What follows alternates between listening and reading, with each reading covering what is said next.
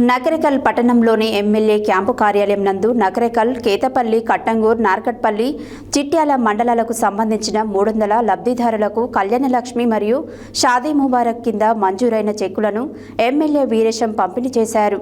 మరియు ముఖ్యమంత్రి సహాయ నిధి నుంచి మంజూరైన 543 చెక్కులను లబ్ధిదారులకు అందజేశారు.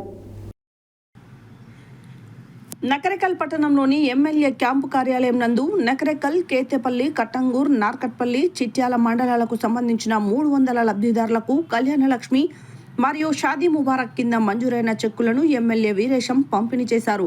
మరియు ముఖ్యమంత్రి సహాయక నిధి నుంచి మంజూరైన 543 చెక్కులను లబ్ధిదారులకు అందజేసిన కార్యక్రమంలో ఈ సందర్భంగా వారు మాట్లాడుతూ కళ్యాణలక్ష్మి చెక్కులను మరియు ముఖ్యమంత్రి సహాయ నిధి చెక్కులను అందుకుంటున్న ప్రతి ఒక్క లబ్ధిదారులకు శుభాకాంక్షలు ఎమ్మెల్యే తెలిపారు.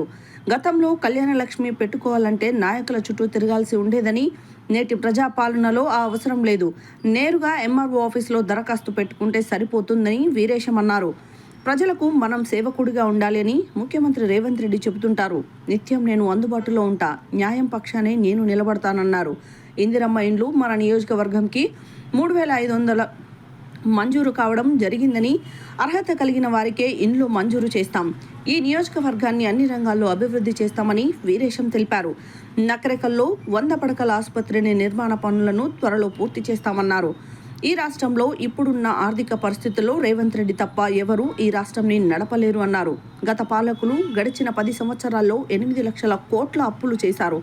అవన్నీ సరిదిద్దుకుంటూ ముఖ్యమంత్రి ముందుకు పోతున్నారని వారు తెలియజేశారు.